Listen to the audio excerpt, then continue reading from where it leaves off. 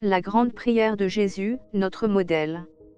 Nous sommes dans ce long temps de Pâques, qui dure non pas 40 jours comme le carême mais 50 jours, il y a les 40 premiers jours jusqu'à l'Ascension puis les 10 jours où nous sommes qui nous conduisent à la Pentecôte. Ce 7e dimanche de Pâques nous prépare à la grande fête de la Pentecôte qui sera célébrée dimanche prochain.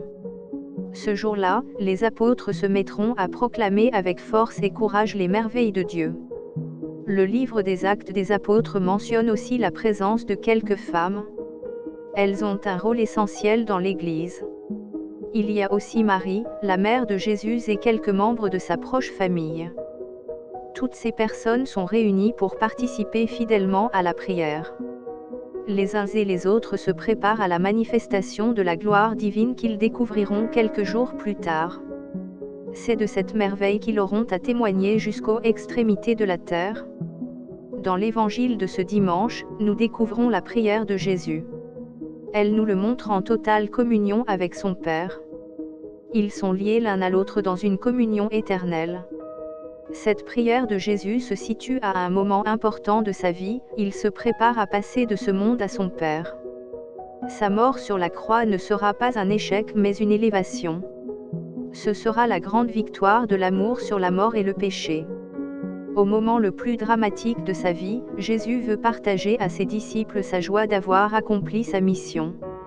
La bonne nouvelle a été annoncée aux pauvres.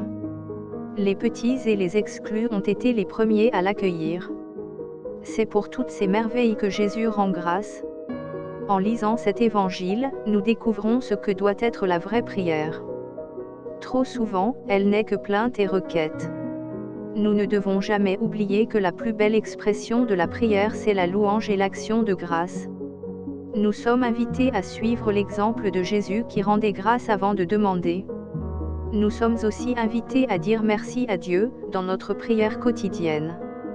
La prière est essentiellement action de grâce filiale, car nous avons tout reçu du Père qui nous donne son Fils dans l'Esprit.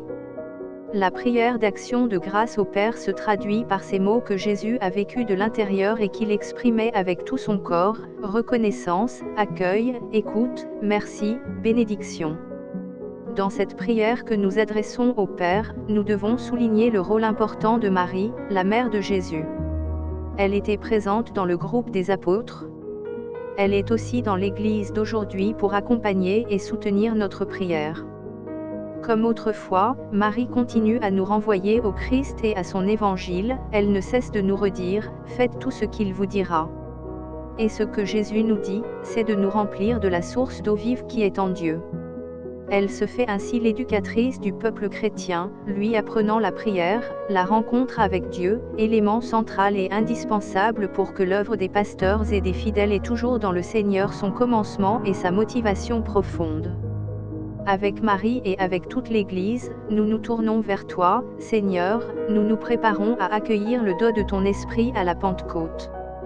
Fais que notre cœur soit disponible et accueillant pour que notre vie dise quelque chose de ton amour. Amen. Père Michel Antoine.